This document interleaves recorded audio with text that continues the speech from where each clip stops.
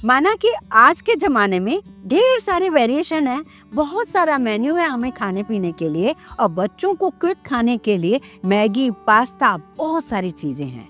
चटपटा कुछ खाना है तो बस अंकल चिप्स खोल लेते हैं। लेकिन पुराने ज़माने में हमारे टाइम में ये सारे कोई ऑप्शन नहीं हुआ करते थे। मुझे आज भी याद है 83 में जब मैगी आई थी, मेरा पहला एक्सपीरियंस था कि मैंने तो उसे टच भी नहीं किया था। तो ऐसी भी चीज़ें हैं, हमारे टाइम में जो रेसिपी बनती थी उसे चटकारे ले लेकर खाते थे, चाहे सुबह नाश्ते में बन जाए या शाम को चाय के साथ। आज वो बताती हूँ इस वीडियो के अंदर। पुराने ज़माने में बचपन से ही जो चीज़ें सीख जाते थे हम बनाना, वो होती क्या थी और उसे खाने से क्या मज़ा आता था, वो देख लेते हैं। यहाँ पर मैंने टमाटर लिए जिन्हें मैं ग्राइंड कर रही हूँ, लेकिन पुराने ज़माने में तो मिक्सर होते नहीं थे तो हम लोग बारीक चॉप कर लेते थे। प्याज को मैं बारीक चॉप कर रही हूँ, अगर आप लोग खाते हो तो आप ले सकते हो, वरना प्याज को स्किप कर सकते हो, कोई प्रॉब्लम नहीं। तो आज ठंडी रोटियों से एक नहीं 2 रेसिपी बनाने वाले हैं और बहुत ही ऑथेंटिक तरीके से बनाऊंगी और घर में ही जो इंग्रेडिएंट्स हैं उसी से ही बनाऊंगी। तो आज सारे ट्रिक्स को अगर समझ गए तो मुझे लगता है आपको अपना विचार बदलना होगा कि मैगी, पास्ता, मोमोज को एक तरफ, पहले ये नाश्ते बना लें। यहाँ रख रही हूँ मैं एक बड़ी सी कढ़ाई, उसमें थोड़ा सा ऑयल डालना है और इसमें डालना है थोड़ा सा जीरा, राई। आप राई डाल सकते हो, आप लोग जीरा डाल सकते हो या दोनों ही डाल सकते हो, चलता है। हर घर की अलग अलग थोड़ी टेस्ट में फ़र्क आ जाता है। अब क्योंकि मैंने प्याज डाला है तो लहसुन भी डाल दिया। अगर प्याज नहीं खाते हैं तो लहसुन प्याज दोनों को ही स्किप हम कर सकते हैं। यहाँ पर मैंने लहसुन डालने के साथ थोड़ी करी लीव्स भी डाली हैं। पुराने ज़मानों में करी लीव्स को तो कोई जानता ही नहीं था, वो नहीं डाली जाती थी, लेकिन आजकल डालते हैं तो मैंने अभी डाल दी है। मेरे घर में हफ्ते 2 हफ्ते में एक बार ये नाश्ता जरूर बनता है, मतलब बहुत स्वाद आता है इसलिए बनता है। ऐसा नहीं कि रोटियों को बच गई हैं इसलिए। गर्मियों के टाइम में हम रोटी ताज़ी भी बनाकर इसे बनाते हैं। अब यहाँ पर मैंने कुछ हरी मिर्चें ली हैं, 3 से 4 हरी मिर्च, चॉइस आपकी है, आपको कितना चटपटा नाश्ता खाना है। हर किसी का बनाने का तरीका अलग होता है और हर किसी के खाने का टेस्ट अलग अलग होता है। तो अपने टेस्ट के अकॉर्डिंग हम एक दूसरे को जब शेयर करें तो उससे बहुत सारा मेन्यू हमारे पास कलेक्शन हो जाता है, जिससे हम चॉइस से बहुत सारी चीज़ें बना सकते हैं। अब यहाँ पर मैंने प्याज भी डाल दिया है बारीक कटा हुआ। सारी चीज़ों को मैं भून रही। लहसुन का भूनना ज़्यादा ज़रूरी है, प्याज बहुत ज़्यादा भूनने की ज़रूरत नहीं है। अब यहाँ डालेंगे टमाटर की प्यूरी जो मैंने अभी ग्राइंड की थी। मैंने कहा ना, अगर आप चाहें तो टमाटर को भी बारीक कट कर सकते हैं और टमाटर थोड़ा अच्छी क्वांटिटी में डालेंगे तो अच्छा होगा। अब सारी चीज़ों को आप पका लीजिए। अब इसमें डालिए कुछ बेसिक मसाले जैसे कि हल्दी पाउडर, लाल मिर्चों का पाउडर। क्योंकि मैंने हरी मिर्च ज़्यादा डाली है तो मैंने कश्मीरी लाल मिर्च डाल दी है। अब इसमें स्वाद अनुसार नमक, धनिया पाउडर इसमें नहीं जाएगा। पुराने ज़माने में मैगी का, नूडल्स का कोई ऑप्शन नहीं हुआ करता था। ब्रेड भी रेयर होती थी क्योंकि घरों में फ्रिज नहीं होती थी, तो हम ब्रेड लेके ही नहीं रखते थे। कभी कभी मीठी ब्रेड बनती थी तो ब्रेड आ जाती थी, या कभी कभी कुछ ऐसी चीज़ बनती थी तो ब्रेड आती थी, लेकिन ज़्यादातर सब लोग जीते थे सिर्फ रोटी पर। तो रोटियां जब कभी ज़्यादा बन जाती थी बड़े परिवार में तो रोटियों को इस तरीके से बारीक कट करके इसमें मिलाया जाता था। अब यहाँ पर भी देखिए, कई लोग क्या करते हैं कि टमाटर के ऊपर पकने के बाद इसमें पानी डाल देते हैं, उसके बाद रोटियां डालते हैं। पर मेरे घर में ये सिखाया गया है कि पहले रोटियों को थोड़ा सा भून लिया जाए जिससे उसमें और ज़्यादा स्वाद आए। उसके बाद वो जो टमाटर वाली कटोरी थी उसी में ही थोड़ा पानी डालकर आप ऊपर से पानी डाल दीजिए। तो इस तरीके से अपना अपना बनाने का तरीका है, कोई ज़्यादा फर्क नहीं आएगा। आप इसे ढक कर थोड़ी देर पका लीजिए। मैं तो गरम मसाला नहीं डालती, कोई अमचूर पाउडर नहीं डालती, है तो नींबू का रस डालिए। वैसे तो टमाटर भी मैंने अच्छी क्वांटिटी में डाल दिए हैं। जिस तरीके से साउथ इंडियन खाना अब हर किचन में बनने लगा है क्योंकि हमें पसंद आने लगा है, इसी तरीके से मैं चाहती हूँ कि हमारे यहाँ का भी खाना आपको बेहद पसंद आएगा। एक बार कोशिश जरूर कीजिए बना। अब खूब सारा धनिया डाल दीजिए, स्लो गैस करके इसको 5 से 7 मिनट के लिए पकाइए। एक और बात मैं आपको कहूँगी, इसको बहुत ज़्यादा मत सुखाइए। गीला भी बहुत ज़्यादा नहीं होना चाहिए, बहुत ज़्यादा सूखा भी नहीं होना चाहिए, उसमें मज़ा नहीं आएगा। आपको इस कंसिस्टेंसी में मज़ा आएगा खाने में। एक और बात, यहाँ पर जैसे कि ज़्यादा लोग हैं, उन्हें खाना है और आप इसको ठंडा मत कीजिए। आप टमाटर तक जो ग्रेवी बन गई थी उसे रखिए, उसे निकाल के रखिए। थोड़ी सी रोटियों को अभी बना लीजिए, थोड़ी सी रोटियों को बाद में पानी डालकर फिर से सेक लीजिए। उससे क्या होगा, वो जो ताजेपन का टेस्ट आएगा वो अलग ही मज़ा आएगा। ऐसे आप रोटी को जब आप गर्म करते हो वो मज़ा नहीं आएगा, ये मैं पहले ही बता देती हूँ।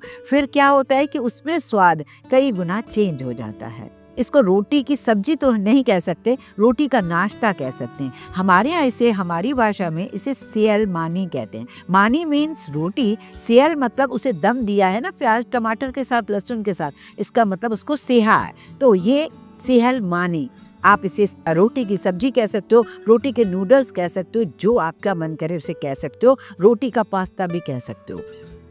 इसे बनाइए इसी तरीके से और खाकर एंजॉय कीजिए। 2 रोटियों की तो बात है, एक बार ट्राई कीजिए ना तो आपको भी कमेंट करने में मज़ा आएगा कि रियली मज़ा आया बहुत।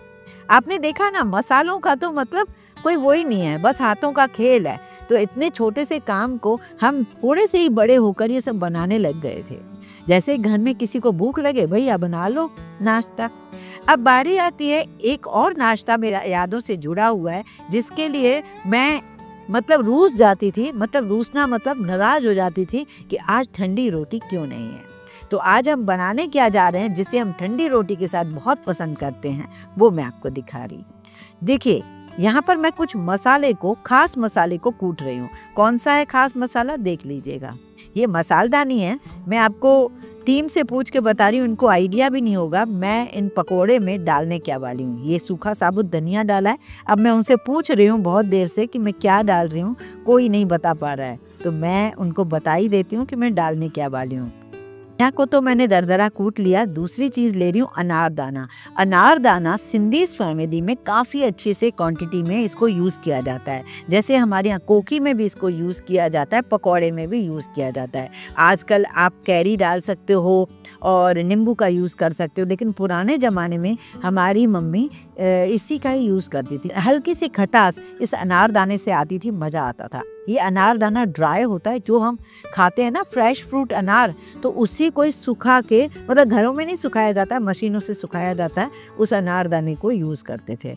तो आपने देखा मैंने 2 मसाले पीस लिए हैं। अब मैंने एक बोल में प्याज लिए हैं। प्याजों को बहुत बढ़िया सा काट लिया, बारीक कट कर दिया, खूब सारी हरी मिर्चें डाल दी और इसमें डाल दिया नमक, और मुझे इसमें कश्मीरी लाल मिर्च नहीं, तीखी लाल मिर्च डालनी है। बस ये सारी चीज़ों को पहले मिक्स करना है। इसको कहते थे हमारे यहाँ मो देना, मतलब इसको मो करना, मतलब मिक्स करना।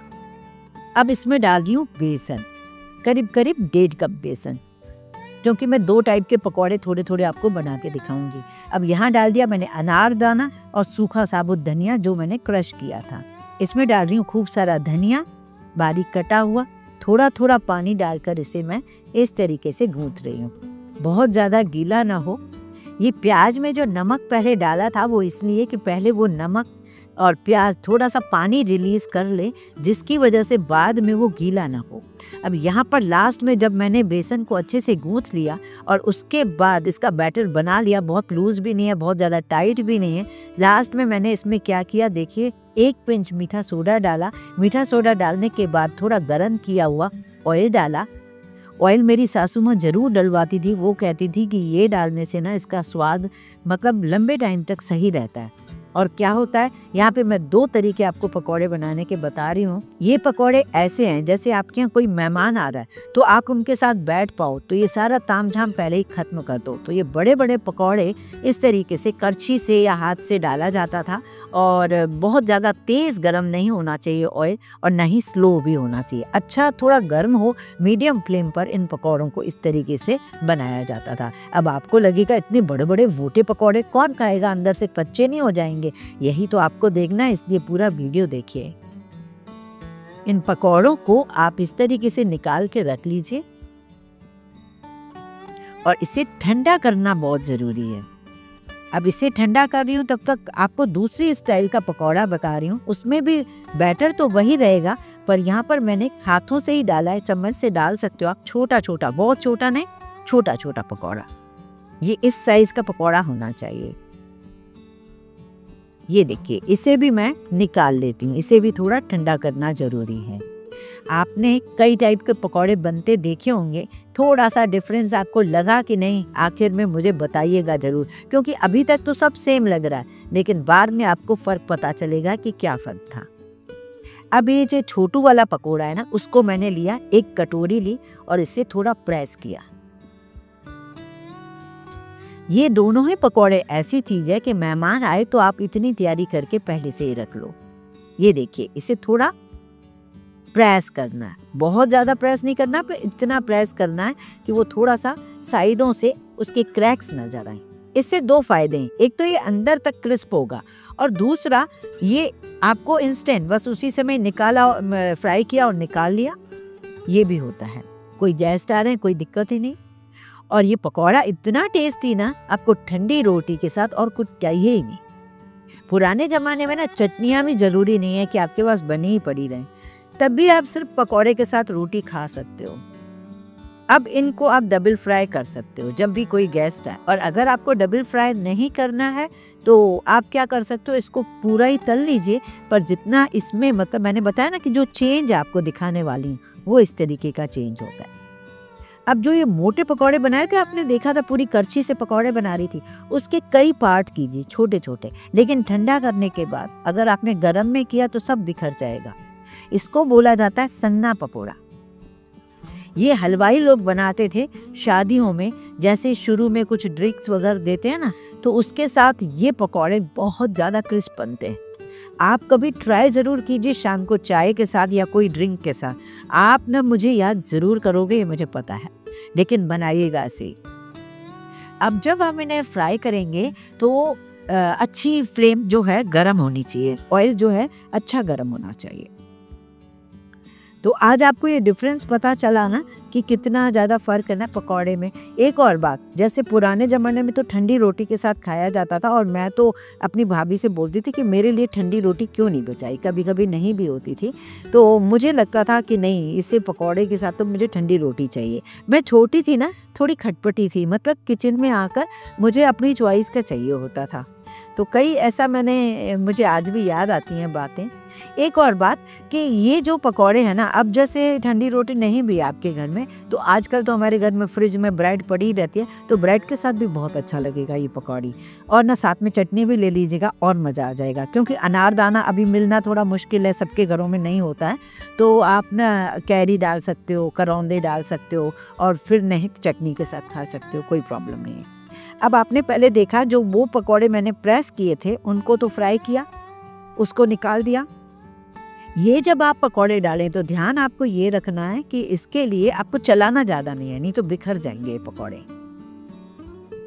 और इन दोनों ही पकौड़े को तल कर जैसे आप रखते हो, सर्व करते हो, कोई मेहमान आता है, उसके बाद अगर कभी बच जाता है, आपको सब्जी बनाने के लिए थके हुए हो, आपको कुछ भी पता नहीं चल रहा क्या बनाएं आज, तो टमाटर की ग्रेवी में इन पकौड़े को डाल दिया जाता था और थोड़ा सा सेव ऊपर से डाल दिया जाता था, सेव मतलब नमकीन, और फिर इसके साथ रोटियां भी खाई जाती थी। तो ये बचपन की यादें, जो भरपूर यादें, हमें भूलने ही नहीं देता है बचपन। तो आपके पास भी कई यादें होंगी, मेरे साथ शेयर जरूर किया कीजिए, मुझे बड़ा अच्छा लगता है। इस वीडियो को आप कहाँ से देख रहे हो ये तो मुझे बताइएगा ज़रूर, और ये ज़रूर बताइएगा कि इस टाइप के पकौड़े या ये सेयल मानी जो मैंने आपको बताई, इनमें से आपने कौन सी रेसिपी को पहले बनाया है, ट्राई किया, या किसके घर जाकर खाया है, कैसा स्वाद आया ये तो मुझे नहीं पता, लेकिन आप एक्सपीरियंस अपना ज़रूर बताइए। पकौड़े तो कई बार बनाए होंगे और बनाते हुए देखे भी होंगे, खाए भी बहुत बार होंगे, लेकिन हमारे यहाँ के ये पकौड़े, हमारे यहाँ के ये ट्रेडिशनल पकौड़े नानी के टाइम के बनते हुए देखे हैं, दादी से बनते हुए देखे हैं, और बुआ, मौसी, मम्मी सब लोग इसी तरीके से पकौड़े बनाते हैं। इन्हें बनाने का तरीका थोड़ा सा अलग है, स्वाद भी बिल्कुल अलग मिलेगा। गर्मा गर्म पकौड़े के साथ ठंडी रोटी ना मिले तो मज़ा ही ना आए। ठंडी रोटी को पकौड़े के साथ खाने का अलग ही मज़ा है।